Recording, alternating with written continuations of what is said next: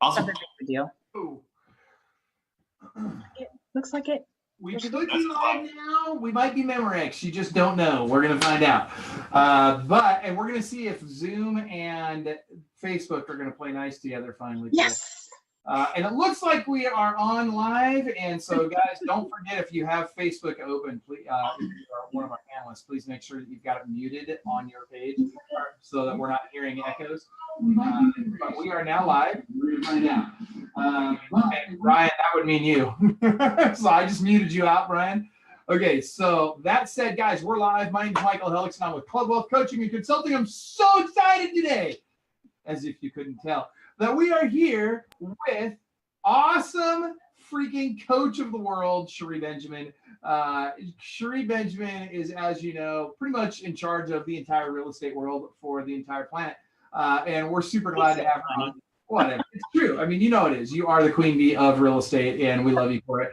That said, Cherie, as you know, is one of our co-hosts on the show on a regular basis. And then, of course, we also have Coach Brian Curtis from Bentonville, Arkansas, the hustling, bustling metropolis of Bentonville. He is with us today as well. And, dude, can I just tell you, we're super stoked to have Brian with us. Brian is always a plethora of information, and contrary to popular belief, they do more in Bentonville, Arkansas than cow tipping. So they actually do sell a house or two there. I know Brian's team did 2 houses last year. Yeah, I think he did just over 330 deals last year. So crushing it. You guys got a lot of smart people on the call. And without any further ado, no more gilding of the lily, may I introduce Coach Sarah Santa Ana and her sidekick husband, man of the hour. Sidekick right here. Sidekick. So not a bad thing to be. No, I'll tell you what, being Sarah's sidekick is actually a very good thing to be. So anyway, and by the way, welcome. I got Oscar Montalvo, Andrea Kling. I got a whole bunch of people watching today, and want to welcome you guys. Thank you for joining us. Super excited to be with you. And we've got a great show for you today. So we're going to be talking to Giovanni and Sarah, who, by the way, not only crush it with over 200 transactions a year on their team, they also own a brokerage and do very, very well in the brokerage. I actually really don't even know the numbers on the brokerage. I just know they're really good from what I keep hearing. And so what we're going to do is we're going to pick them apart today. We are going to pick their brains. We're going to find out what helped them go from kind of, average team to really doing well and doing over 200 transactions a year while still running and growing a successful brokerage. So that being said, Sarah and Giovanni, welcome to Club Wealth TV. How are you guys? Great. Thank you for having us. We really appreciate it. Super glad you're here. So talk to us about, first of all, tell us where you're at, what market areas you serve, and then just give us a breakdown on your structure of your organization, who's in it, and all that kind of stuff. And while we're doing that, Stephen Marshall and Brian Curtis can be talking about cow tipping in the Facebook chat here. So go ahead. We're in DC, Maryland, Virginia. So we cover Northern Virginia. We don't cover Virginia Beach area, but DC, Maryland, and Virginia. We do have a brokerage. Yep, absolutely. There's 80 agents in our brokerage, although we just brought in 5 more. So we're, doing pretty good just because of the structure that we have. We offer a lot of different compensation plans. So we're not like a one size fits all brokerage. We have several different choices to kind of give a path to success for agents. So, that's what we have going on here. And I guess people like it. So that's a good thing. So you're talking about a different path for agents. So first of all, you've got 80 agents in your brokerage. And how many again on your team? How many are on the team, Giovanni? Well, we got 7 teams, right? Well, we have 7 different teams, but in the office. Okay, so hold on. So you got to walk us through that. What does that mean? So you're the team leader for 7 different teams, or you have 7 teams in the brokerage plus you've got your own team? No. So, well, yes, Giovanni has his own team. So let's talk about that. So here's the way it was working. Everybody that was coming into the office needed training. They needed help. They needed guidance. They needed support. They needed coaching. They needed everything. And I was the one. And at some point, I just couldn't handle it all. I mean, I got to the point where I was sacrificing quality because of the quantity. And so that was a really big challenge. And so I said, you know what, this isn't working. I really want everyone to be successful, but I feel like I'm just a little too busy. So I decided to set up what Cherie calls, and you guys call squads. I call them teams. Okay, so you've got 7 squads. Yes, I just don't call them squads. I call them teams. And so We'll I fix that eventually. Just So got Sarah, I wanted to just to clarify for people, because there's 17 different ways to skin the dead cat, and so I wanted to make sure that so on my team, when you're a squad leader, I'm paying for leads for you and doing all of those things and training and coaching. Would you explain how yours is different? And I'm not saying it's better or worse, but it is different than how I do it. So yeah, it's definitely different. So what I did was I realized that I wanted people to be more successful, and I realized it starts at the top, and that I have to be able to give them my full attention and give them everything that they need. And I realized I wasn't doing that, and it's just because of time. I just didn't have the time. So I took my best people and I said, hey guys, do you want to make more money? And they, of course, were like, yes, please. And I said, all right, well, here's what we're going to do. We're going to set up teams, and you guys can be the team leaders. Okay. And so I'm going to put everybody new coming in the office is going to go on one of your teams. And I do kind of like what Club Wealth does. I let them interview two team leaders, and let them choose which team that they want to go on. So everybody goes now through the teams. And the reason why, unless they're very experienced agents, that's a different story. So that's another option we have at our office, but you have to be very experienced. Other than that, if you're not experienced, you have to go on a team, because we want to help you become successful. So how does that work? So the team leader, so do you want to talk numbers, or do you want me to just say what the team leader does? I want to see what the team leader does. I think is a good place to start so that people can get a grasp of that. Okay. So the team leader is really responsible to reach out. I tell all of the team members they have to go up the chain of command. They first go to their team leader. And if for some reason they're unable, or if they're having challenges or something that the team leader's not able to, like if the team leader's dropping the ball, I need to know about it right away.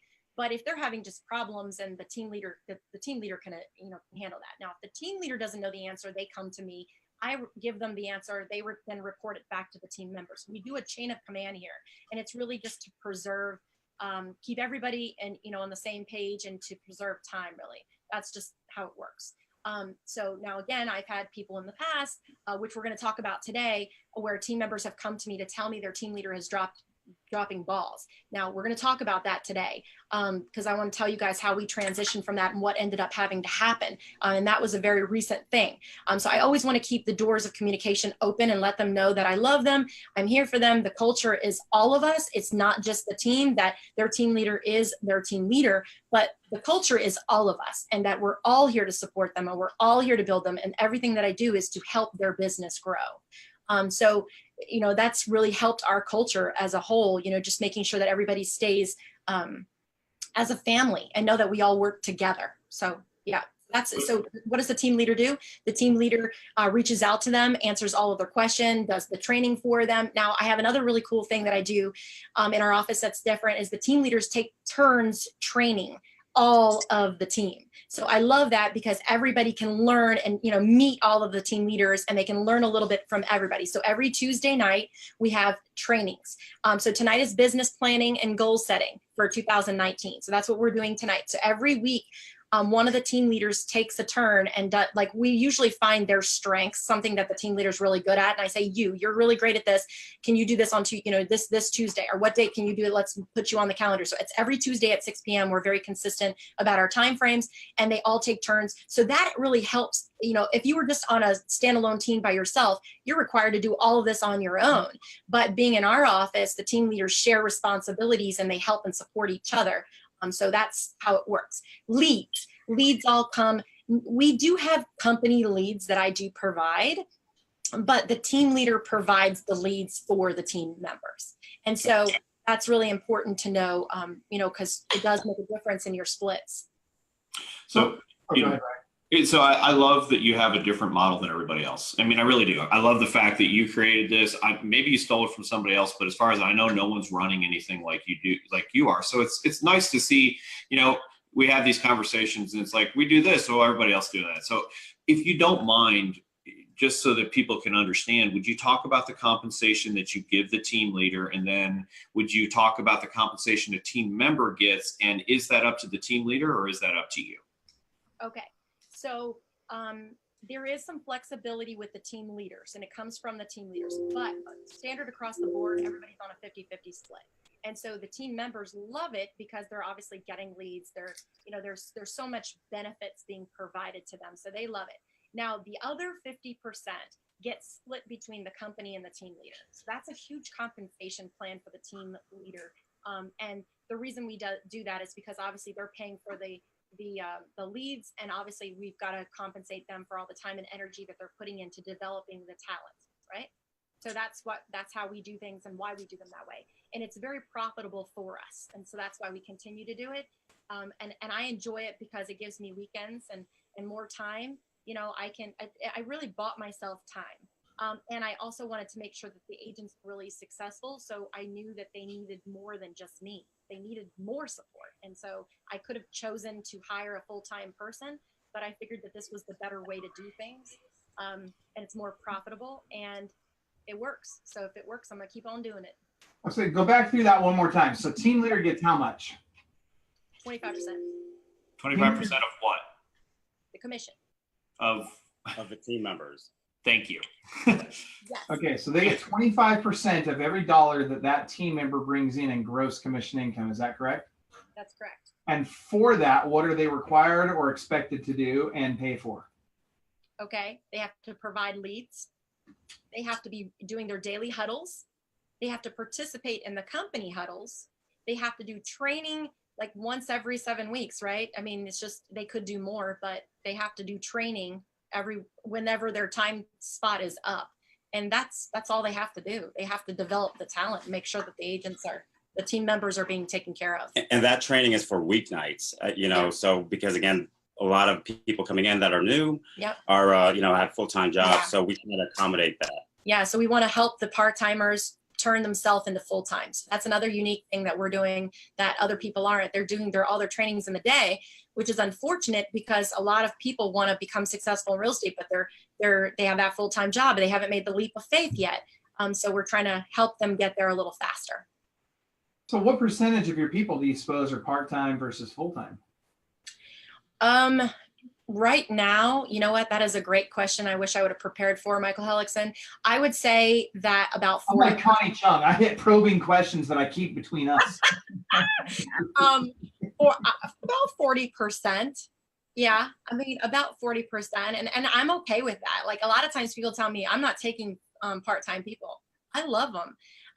They deserve the opportunity to be successful. They want to become successful. Why not? Why can't we help them? But the way to help them is to give them the night and evening trainings and the support that they need. So I tell them this is a benefit to be on the team because you're going to go to your team leader. And if your work and can't show property, your team leader is going to have that solution. You guys are going to find a solution within your team and make that happen. So it's really a great opportunity for everyone. Okay. All right, so let me make sure I just want to make sure I have it clear. Of the 80 people that are at the brokerage, all of them are either squad team leaders or on a team. Is that correct? Or is there some people who are just solely brokerage agents? No, I do remember there's experienced people that come in that are very experienced. So there is a separate option and we call them solo agents. So they're not on a team and they're not a team leader. I tell them that I would love to get them to the position where they could be a team leader. But we have to get the experience under, I require at least 25 sales in a 2-year time period, at least 1 sale a month in 2-year time period. And then I feel like you're qualified to at least, be a really good team leader at some point, that I can help you get there. Again, with my support, my training. And so every Tuesday at 10 a.m., we also do team leader training where we teach the team leaders how to be team leaders and what they need to be doing. And then we also talk about, people who are struggling and what we need to do to help them. And we all come together with solutions. So it's pretty awesome. So are the team leaders, are they responsible for recruiting to their team or do you do all the recruiting to their team?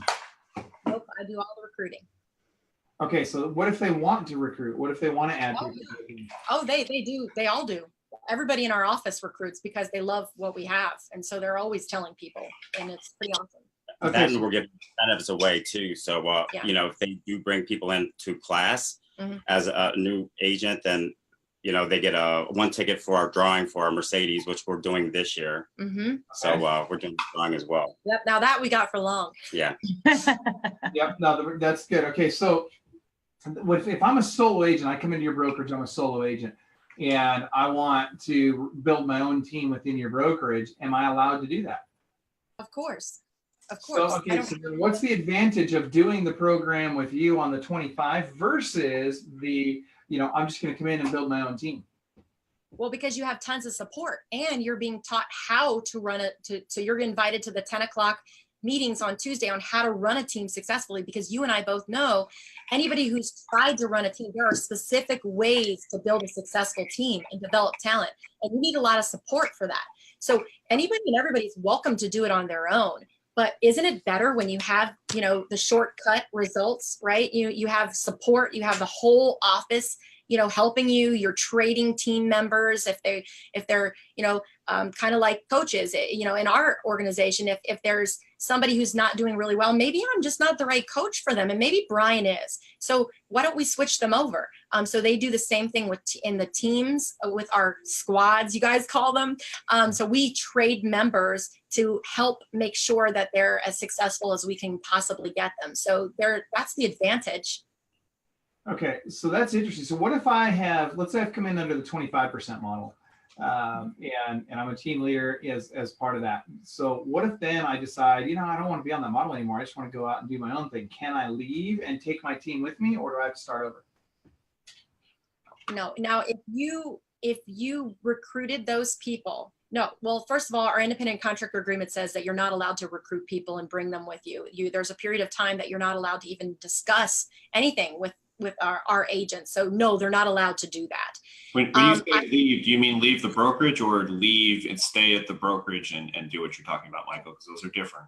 I agree. That's what I'm wondering, if I just want to leave that, and not be a part of that team, I still want to be in the brokerage, but now I want to transition over to, I'm going to now just have my own team in the brokerage and not do the whole 25% thing. No, nobody's allowed to do that, because I recruited people, right? I'm the one that's primarily I'm building their team for them. So it wouldn't be a fair thing to say, oh, sure, you can let me build it and then you can take it all. That wouldn't really be fair. By the way, before I forget, logistically speaking, I've got somebody, I'm hearing notifications on their computer in the background. If you guys could double check that, make sure all your notifications are turned off, that'd be awesome.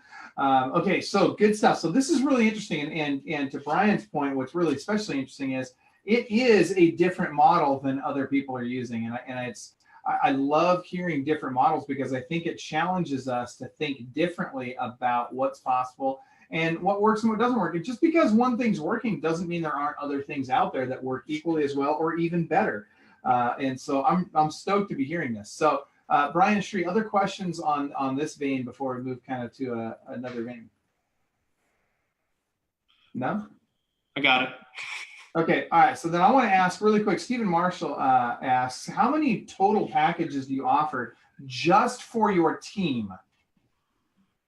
For our team, there's only one, but in our brokerage, there are 4 options. Okay, so tell us first of all, what is the option for the team? If I'm on your team, what does that look like? It's a 50-50 split. Leads are provided. I mean, Giovanni, you can talk about your team.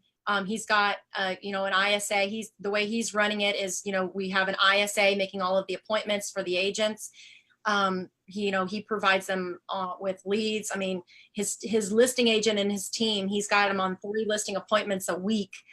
So he's pretty much doing everything for them. I mean, we even have the assistant writing all of their personal notes for them. So there's a lot of services being provided as a member of a team. But in our brokerage, you don't have to be on a team. As long as you have experience, you could be a solo agent. We're okay with that. I'm totally okay with that. I just don't believe that there's one size fits all. And a lot of times people will come in as a solo agent and then realize, wow, I like all the benefits that the team members are receiving. Maybe it's best for me to go on a team. So I've had really, really good agents, believe it or not, that have switched over to being a solo agent and go back to a team because they like all of the benefits. That doesn't surprise me. I've seen that a lot in my own business where, we have somebody that, like a buyer's agent or even a listing agent that's on our team, and they're thinking, gosh, I think I'd just be better off on my own. I mean, geez, it sure seems easy. Michael, doesn't really do anything and collects all this money on everything we all do, right? Like they have no idea what happens on the back end. And so they're thinking, well, I could just go do that on my own. What do I need Michael for? And then they leave and they either go to another team or they just try and do it on their own. And almost without fail, it's like, hey, wait a minute. I need to come back because I'm not doing the volume that I was. In fact, I don't think there's ever been a time that I've seen someone leave our team and increase their number of transactions per year. I don't think I've ever seen that happen. Me neither. Yeah, see, and Sheree, have you ever had that happen? I mean, and I think it just goes without saying that teams make it a lot easier to be successful. Okay, so Brian Sheree, go ahead. So let's just talk about the event, and let's talk about, and I know we're going to cross terms here, so I'm going to say Giovanni's team. Let's talk about things that you're doing and things that are working inside of your team, because that's your team is a traditional what we think of as teams. So what kind of things are working? What kind of challenges are you having? What opportunities are there? Maybe share some of the stuff that you do that might be unique inside your own personal team. I try to make it as simple as possible for my team members.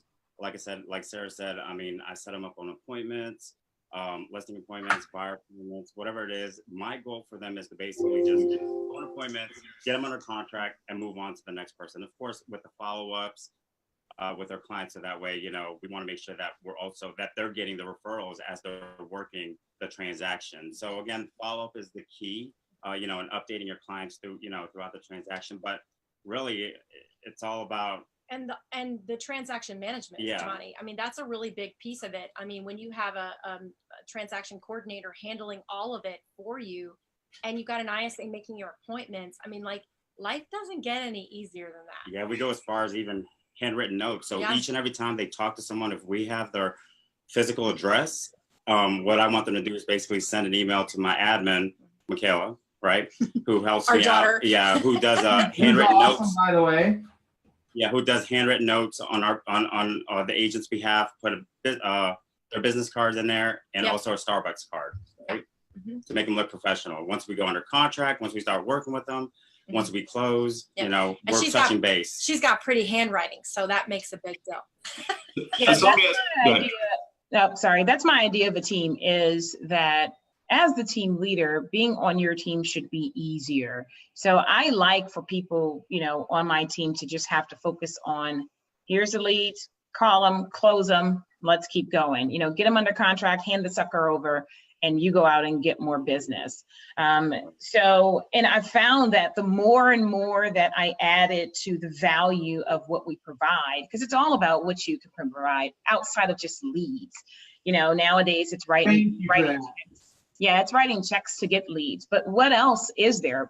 Culture, that's one thing. Like you said, the handwritten notes, the things that people just completely forget about, that's another thing. Those are time-consuming things that instead of me doing it, can I be out getting more business is what I think as being a team member. So I like that you guys are doing that. I think it's important for those that are team leaders to consider doing more than just that. I mean, more than just handing out leads. Your team members will leave you pretty fast because it's more than just leads. So let me ask you a quick question, Giovanni, because it's something that my team is starting to do. So maybe I'm just going to try and steal an idea from you here, and maybe everyone else can do it too. So I love the idea of sending handwritten notes or cards or whatever it is, just something that's a personal touch. That's not an email, a text, a video text, a phone call, any of those things. We started doing this about a month and a half ago. Obviously people for years and years and years have done that with sellers. The problem is they haven't been doing it with buyers. So we've been working on that, and I'll tell you what we're doing. I'd like to hear what you guys are doing as well. So we're coming up with things like, hey, Mr. Buyer, I know that you're not our client yet. We haven't met yet. And I know you're 7, 8, 10 months out, but we do a lot of client events. And if you're okay with it, if you give us your home address, we will mail you events to our client events. And then I tell them about the client events. We had a water park, we had a pie giveaway, we had a movie, all that kind of stuff. Are you guys doing that, or what else are you doing to potentially get their home address? Because here's the thing, there's like 1% of the agents in the country who are trying to mail buyers. So I'd like to hear what you're doing. Also got, we've got newsletters that a lot of the teams will put out. So again, that's the easy way too. We have a monthly newsletter that goes out that's got coupons in it, and it's got all kinds of good information. But also the client appreciation events, we invite all the leads in our database. I know it sounds crazy, but we invite all the leads in our database. And I got to tell you, there have been so many people that have showed up at our event and that have come from the database. And then we've turned them into clients because now we get that face to face.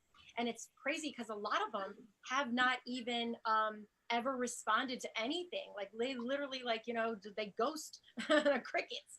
We don't hear anything. And next thing you know, we're inviting them to an event and they show up. So we love that. And everybody should be doing that, inviting all of their leads to the client. And then you can easily get their address from that. So another thing too that we do to get the addresses is we do raffles. So we'll say we're doing a raffle for if you can share social media posts. We love social media post sharing. And then we've got to get your address to mail you the information and mail you your gift card if you win. So we can easily get people's addresses there. But a lot of times, Brian, you wouldn't believe this. You can just go on tax records and we find them right away. So that's just another easy way. I mean, we just become real stalkers. Yeah, and I don't know how Virginia works, but in Arkansas, I can't get the tenants' information. In other words, if they're a homeowner, then I can get their contact information, but I can't get it if they're a tenant. And you know, to me, that's where the goal. Although homeowners are good too, but the goal is the people who no one is contacting because no one has their home address. So I love the idea of coupons. I love the idea. You've got to give people, if you want somebody's home address, you want their phone number, you've got to give them something in exchange. And I love that you guys have come up with, and I know you're doing a newsletter, but honestly, if you tell me, hey, Brian, I'm going to send you a newsletter, give me your home address, I'm like, I don't want your flipping newsletter. But if you tell me there's coupons and events and exciting stuff in there, then I'm like, woohoo. So. And I would love to share this with everybody. A free resource that you can get even tenants is Fast People Search, right? Yeah, FastPeopleSearch.com. You'll find yourself on there, guys. It's crazy. All of the information that you think is and most sites charge for it, but it's free. And it's got their address, whether they're a tenant or their homeowner, and it shows all kinds of information, and it's free. So you don't even have to pay for white pages anymore. We used to pay for white pages, but we don't have to anymore. It's free. So Fast People Search. Interesting.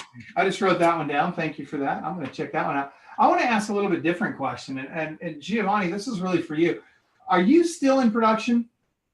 I am. Okay.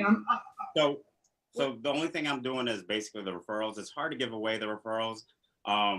Because again, I've done it before where an agent would mess up, and next thing you know, I'm just afraid that my referral business will go away if I end up passing it along. But some of them we can give away. Like for example, we got one. We did the Manassas Christmas parade, and one of the girls that we know saw us and sent us a text message. Actually, she's not the only one. We got a lot of text messages that day. Saw you in the parade. I'm thinking about selling. But one of them, she's really good. She's like really close to us, but she even said, I know you guys don't do sales, pass me to somebody good in the office. So we can get away with it sometimes, but for those that are really like, no, we want you to do it, then Giovanni has to do those, unfortunately. But the rest of them, we give them away because we don't, and I haven't done sales in years. That's not my thing. I've been building, the agents for a long time now. I like working with people. Yeah. So. And let me tell you this, although this is kind of, maybe I shouldn't say it. Giovanni is such a rock star agent. I'm not kidding. So I sent my parents his way, and my dad ended up not even doing anything with the house, but just the amount of attention that he paid to them, not even knowing whether they were going to sell, whether they weren't. I mean, you completely impressed me. So, yeah, I mean, hands down, you guys are my go-to people for the DMV area, just because of how much you took care of my family. So, yeah. Oh, go ahead. Yeah, go ahead. I know why you asking if he's in production or not, so I'll let you go ahead on it. But because I'm not family members, I selfishly want Giovanni to take care of them. No, I get that, but the reason I ask is because so often, especially with team leaders, as they start building a team, I had a call with the team leader this morning, and as they start building their team, they're so anxious to get out of production that, and I'll put this in terms Brian's used in the past, they forget to sell real estate, right? And you guys, I hope everybody watching this, especially those aspiring team leaders that are watching this right now, I want you guys to remember, you've got to remember to sell real estate. And I would suggest that until you've got at least 15 people on your team and your team 20 production, and well, 20 is a very safe number, but at a bare minimum, I think you've got to have 15 people on your team. And that means 15 really good producing agents on your team that now their production is enough to support you and your lifestyle as well as everything else that needs to happen to fund the team. And then it's time to start thinking about getting out of production. And then you can really grow fast, right? Now you can really spend a lot more time on growth. But if you do it too early, the problem that happens is now you think, oh, I'm going to get out of production. And, because I'm building a team and I'm doing this new thing now. And so I'm going to completely get out of production, just focus on building a team. But what happens is you go broke in the short term. Because when you build a team, what you got to remember is even though your transaction numbers and your production numbers are going up, your net income in the first year of building a team goes down. And that's something you guys, you have to remember. Because if you fail to remember that, you're going to get to the end of that year and you're going to be like, what the heck? I just lost $100,000 in income. I don't understand. Well, and those people who rush to get out of production that I coach, I always tell them, listen, this is a marathon. So you getting out of production is going to take time. It's not, and that's the reason why I said 20 is because you got a 5-person buffer there. Yep. Okay. So if 15 is the number that you must have, you need to have 20, maybe even 25, because the agent can wake up and the wind changed and they just decided, oh, great. You know what? I can do this on my own. And they might be your top producer of those 20 and they leave. Now it really looks like you only have 15. Okay, so that's the reason why. But I hear so many people that talk to me and they say, I don't have time to recruit and be in production. So my recruiting has started to take over because I've been pushed so much to recruit that now I haven't gone out and sold any houses. And I'm like, well, why didn't you go sell any houses?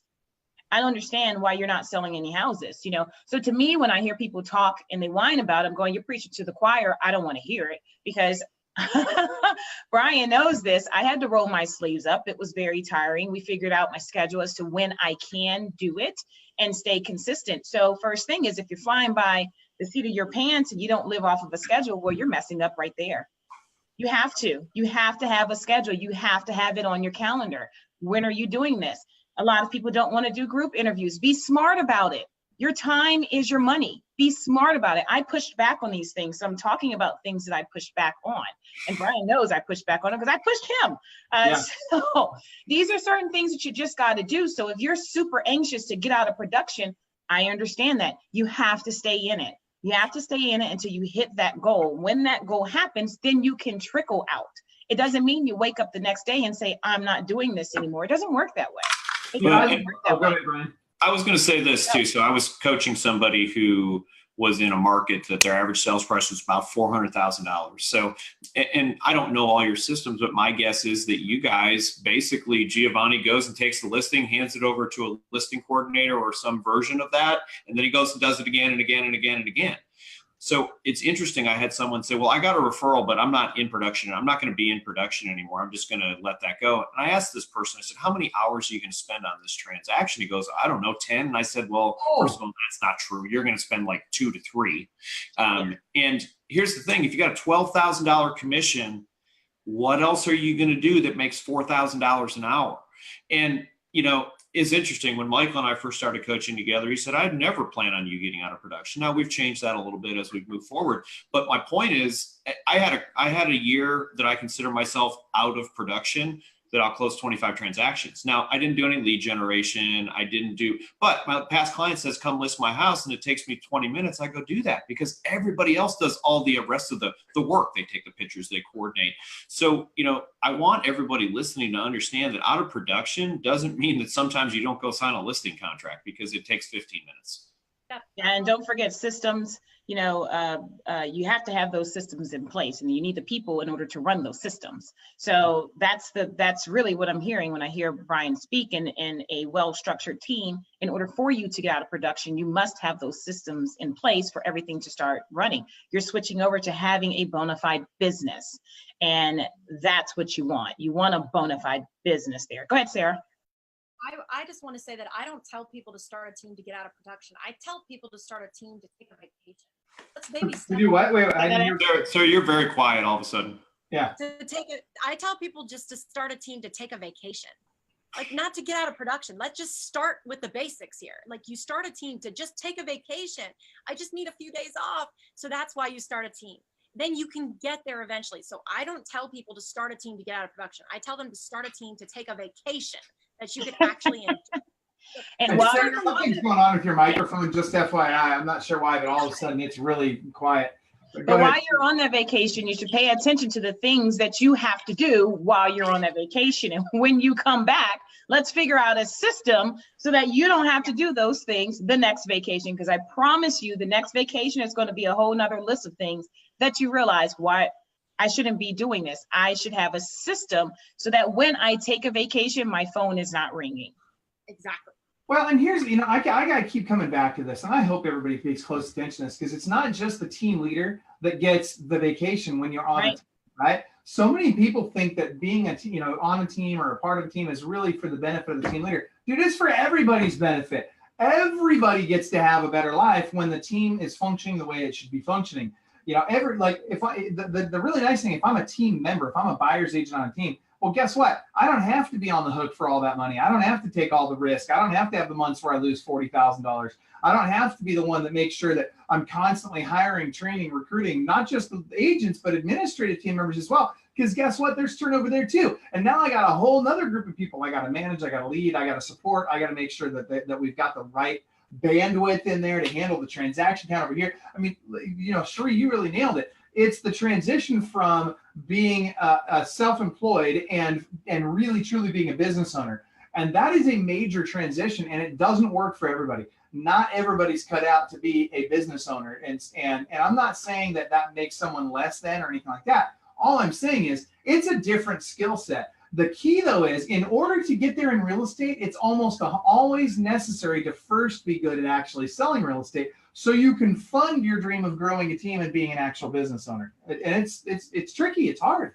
So when you talk about team members, it makes me think I have a gal on my team who's got a pretty crappy hand dealt to her right now, where her mom has had to have brain surgery and strokes, and she's in Florida. But she's been in Florida for the last 4 weeks, actually, and it's probably still going to continue on. But over the last 4 weeks, she's made $21,000 while she's been in Florida. And she's come back once or twice, but hey, I need help with showing my client this. We go do it. And nothing's asked. It's not a go do it and can you give me something, or can you split this because I'm doing it for you? No, we're there to support her the same way that she would do that for us. But when you think about that, so you have life that just hits you upside the head really quick. And what do? You fall back on your team so that you can still make $21,000 that month, meaning that's what hit her account after splits and everything else. And you can take care of your mother without feeling as if I've got to choose between my house and my family. Yeah, you're right about that. And I love the way you put that, because the team is really, everybody's helping each other, and it's not tit for tat, right? It's not, well, you did this for me, so I owe you this. It's not like that. It's like, look, we're a team. We help each other out. We're all in this together. And that's a culture thing. And I can't remember who mentioned this earlier, but people will be attracted based on what they think the opportunity is, but people will stay or leave your team, stay on or leave your team based on culture alone. And people cannot underestimate the value of that culture. They will also refer people into the team when the culture is right. Money is less important than culture when the culture is right. And frankly, when it's wrong too, because I can throw money at somebody if I've got bad culture and it doesn't matter. They ain't staying, they're gone. And likewise, I can not be paying quite as much, but the culture is amazing. And people will stay, because why would I want to go spend, because where do I spend most of my waking hours? At work, right? Why would I want to go spend time over here where maybe I can make a little bit more money, but I hate what I'm freaking doing. I hate who I'm doing it with. It's not what I want to do with my life, versus I could be over here. I enjoy who I work with. I make a good, solid living. And I have the opportunities that I want to have. Dude, that's an easy choice for most people. So real quick, before I forget, I need to put a shout out there. And Sarah, I'm going to ask you a question about your 4 different models in the office there. But before we do that, I want to put a shout out to our sponsor, Wise Hire. Many of us on the call here, we're going to see Sarah and Giovanni nodding their heads. So I guess all of us on the call here use Wise Hire for hiring both administrative team members as well as agents. And I got to just tell you, if you guys go to wisehire.com/Club Wealth, and maybe somebody could put that in the chat here. Wisehire.com/Club Wealth is our discount link into Wisehire, so you can get the same deal we get. And we love them. We use them all the time. And I've had as many as literally 300 people register for a position from Wisehire. Cherie and I recently, we had over 130 people on a webinar, all of whom, that wanted a job with us in a sales role, an ISA role, actually. And all of those came from Wisehire. So give them a shot, guys. They do really good stuff. We have good success with them. Real quick, I want to go to a question from Coach Misty Bruton, who is on as well. She says, no joke, I signed a new listing on Sunday last minute and completely unexpected. I had 30 minutes to prep. It's been a while, but it felt good. So it's not a question, but she's saying that she likes going on listing appointments too. And a lot of us do. For me to take that jump from, let's call it when I was at, 25 deals or 25 to 30 listings a month, and I went up to 50 to 75 listings a month. I got to a point where I loved going on the listing appointments so much that I had to program my brain to stop doing it. And it was really hard for me to stop doing it because I was good at it and I enjoyed it. But for my team to grow where I needed it to grow, it was really important for me to come out of that level of production. And that's when I ended up with 5. I started off, I had 4, but I ended up with 5 listing agents. And I got focused on what I needed to be focused on, which was dialing in the team, recruiting for the team, really making the team better. And that's tough especially if you love the production side. So Sarah, talk to me. Tough for me, but yeah, I get it. It was tough for me. I love the production side. I don't. Either. I don't like it. So it was. I like the check that I get from the production side, but yeah. Yeah, I like changing people's lives, and I think that the more people that I have that are team members, they are then helping those buyers and sellers that are there. So it's a direct effect going all the way down. So I help change that team member's life and then help that person then helps the buyers or the sellers. So that's how I feel. That's what fills my tank for it. Not sitting down in front of someone at an appointment doesn't. Will I do it? Of course I will do it, but it's the same thing. And so it's what fills my love tank or my, it's not my love tank. Wait a minute. That sounds oh. Well, that's a different kind of different one, isn't it? I think that's a different Club Wealth TV for me. I guess we know. It's funny because when they say when it comes to Freudian slips that there's always a little bit of truth to it. So there's something going on. I'm wearing red today. Maybe that's what it is. So Sarah, talk to us, and Sarah and Giovanni, talk to us a little bit more about in the office. So you got these 4 models. So you've outlined the 1 model, and so walk us through the other 3 models in the office there. So in our office, there are 4 choices when a person comes in, depending on their experience level. Okay, so that's really vital. And I think a lot of times people just give people the choices. And, just like kids, they don't know what they don't know. And so from our perspective, it's important for us to lead them to the path to success. And so it's all based upon experience. So brand new agents, like I told you, agents that are not really experienced, they have to go on a team. There's no ifs, ands, or buts. They have to go on a team. And then the next choice, if they're an experienced agent that's got a great production, then we can put them as a solo agent. That's the next step up. From there, if they've had at least 50 transactions in the last few years, then they qualify for our 100% program. So they're just on their own. They could do their own thing. I don't, if they've had 50 transactions in the last couple of years, I know that they're pretty self-sufficient. They're probably still going to need me sometimes, but that's okay. It's just not going to be a daily kind of thing. So I'm okay with that. And then the highest and best option in our office is, again, that team leader model. So I want to grow that as fast as I can because I do need more help in that. So I'm actually looking for more team leaders now, but they have to have a lot of experience because obviously they're going to be leading the team, the people that I bring into our company. So I need to make sure that they're very experienced. So again, not anybody is just qualified to be in these positions. You have to, make sure that you have the knowledge behind it so that we can help them become successful. So, one of the things that I think has worked really well for Club Wealth, we have a tiered system, right? And you don't get to just be in a tier just because you want to be in a tier, just because you're willing to pay to be in that tier. You don't get to be there if you don't qualify. And I think there's a number of reasons why that makes a big difference, right? Number one, because the people that are already in that tier, they don't want to be networking and mastermind and hanging out with people that aren't at their same level, because they want to have conversations that can only be had with people that understand what they're going through. Likewise, if I'm brand new in the business, I really don't benefit from being in a conversation with people that are doing 1,000 transactions a year. That doesn't help me as much. And so from that standpoint, it makes sense to have this tiered structure. But also, like as I think about these different options you've got in your brokerage, the fact that I have to qualify for something gives me a reason to strive for it. And it's funny, Napoleon said, and actually George Patton quoted him later, and he said, "It's amazing what a man will do for a piece of ribbon."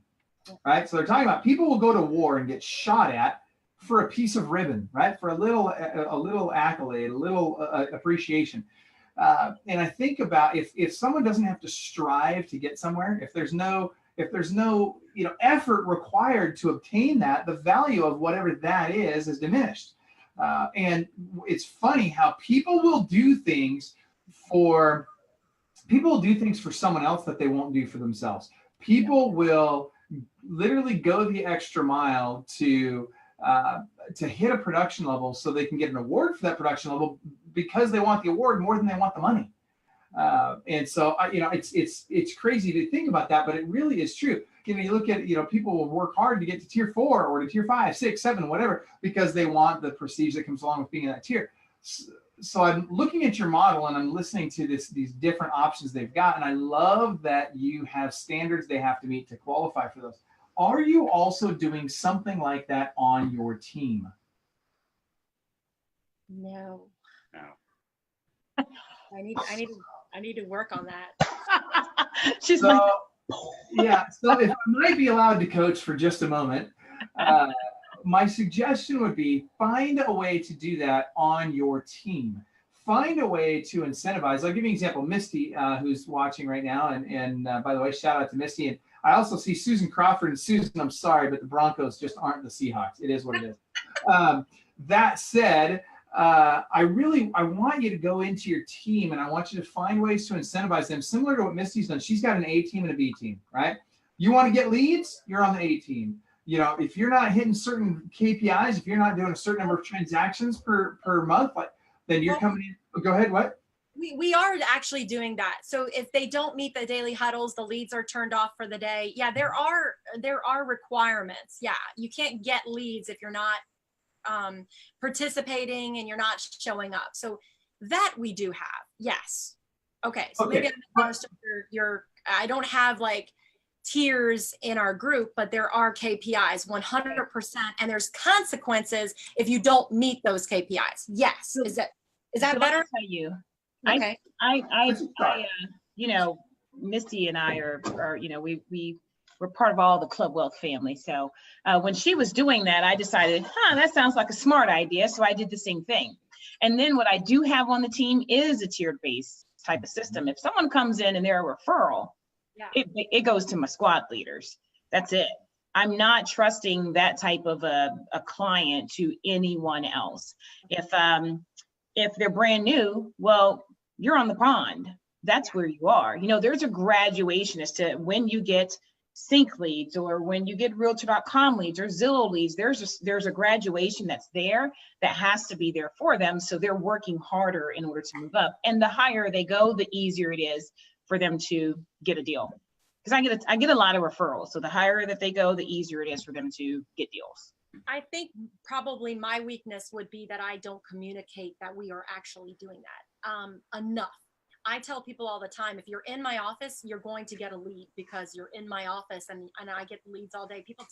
Random people text me all day, and I just pass them out. Hey, somebody take this, somebody take that. So I probably need to do a little bit better job communicating that more, that you get the better stuff when you are participating and when you're reaching these goals. So I think that that's something I probably need to work on. I would agree, but it's not just about communicating it better. It's about defining it better, right? Okay. So, and as an example, Misty just mentioned in the chat, she said, we just created this over the weekend. We now have rings of success for our team members to move through. Each ring has more value, more recognition. I'm so excited to roll this out. So as an example, if you had like a tiered approach to it, right? You say, okay, you're a tier 1 agent on the team, you're a brand new agent, you're going to be in the pond or whatever. You're a squad leader, maybe that, to be a squad leader, maybe you have to be in at least tier 4. So you're doing a certain number of production, certain production level, certain closing rate, whatever other things. And along with each of these things comes greater opportunity, greater recognition, greater value, more stuff. Maybe you earn showing assistance at a certain level, right? Maybe there's all kinds of things you can do with this. But the key is that if you want more, you have to do more. And if you do more, we will respond in kind. And then you also, I think it's important. For Club Wealth, look at one of the things that's worked very well for us is we're very open about what tier people are in. People know what tier people are in. And it matters because I know when I'm talking to Cherie Benjamin, I'm talking to a tier 4, right? Or tier 5. Sorry, tier 5. Sorry. Whoa, see what I mean? About it? But I mean, that's exactly what I'm talking about. You see how important it is to people? You call a tier 2 or tier 3 a tier 2, they're gonna be like, whoa, I earned the right to be the tier 3. Right? Yeah. And they did earn it, and it matters, and it really gets people excited. And it's funny because at our brokerages, at our companies, if you're in tier 2 or higher, you're probably one of the top couple agents in your brokerage, right? But when you're in Club Wealth, dude, when you're in tier 3, you're one of a bunch, right? So it gives you that next gear to shift into. You got to find ways to do that on your team. You have to. I really believe that to the extent that we can find ways to do this on our teams will not only be more successful, but the velocity of growth on every one of our teams will be improved. So that said, we've got 1 minute left. So let's go ahead, and I want from each one of you, give us your parting thoughts, and we'll start with Brian Curtis, then we'll go to Cherie, then Sarah and Giovanni, and then I'll wrap it up. So I have 2 parting thoughts. First of all, I love the fact that you guys found a different way to do something that's working for you and is successful. And it just proves that there are other ways to do things. And then my other 2 parting thoughts are, I'm not sure why anyone would brag about a football team that's 7-5. And I think that the logo for Club Wealth should be over Michael's face instead of mine. Yeah, so that's I know. I messaged Aubrey about that, so don't worry, Brian. All you got to do, Brian, it's really easy. Your camera, all you got to do is adjust your camera. It goes up and down. Or, I know. I'm okay with that. Just put it on your face and you can do it. All right. That's funny. So mine is that the way that things have evolved over the course of what I've been in Club Wealth, I think for 3 years, and Sarah, I think you've been there right around the same, all of us have. But what's happened now that brokers are offering that are a lot more team friendly, such as what Sarah and Giovanni are offering, it really makes me think too, why would you, if you're not selling really 48 homes a year, then why are you not on the team? That's what just listening to you, that's what I'm thinking. So some markets it might be 36, but I hear a lot of people who say, I sell 2 homes a month and it's so great for me. And I'm going, yeah, you're not making nowhere near the same amount of money you would be if you were on a team because of all the leverage that's there. And you too are clearly providing a ton of value and a ton of leverage for heck, everybody in your brokerage when I look at your 4 choices that you have. So, I mean, great job for the 2 of you, and those that are listening, it's either you're on one or you're going to create one. Like it's one of the 2 that's there, and you want to make sure that you're pairing up with brokers such as Sarah and Giovanni, Brian, hey, kudos to you there, buddy, who are very team friendly and know and understand what you go through. I love it. I agree. All right. So Sarah and Giovanni, quickly, our last thing, and then we've got to run. Just culture. I think building that culture, which is, major part of this call, was making sure that you're providing value, making sure that your team is very family friendly and that you're supporting each other, taking care of each other, and realize that it's more than a business. We're in the people world and we have to take care of each other, and everything else just falls into place. I love it. I agree 100%. Thank you guys so much for being on today. My parting thought for today is it isn't whether they're 7-5, it's how many games they win from here on out. We'll see you in the Super Bowl. Have an awesome day, everybody. And remember, inside each one of you, just like the Seahawks, there's a world-class beast just dying to get out. You got to choose to unleash that beast. clearly the 49ers did not choose to unleash their beast this last weekend, but the Seahawks did. Have a great day, everybody. Bye.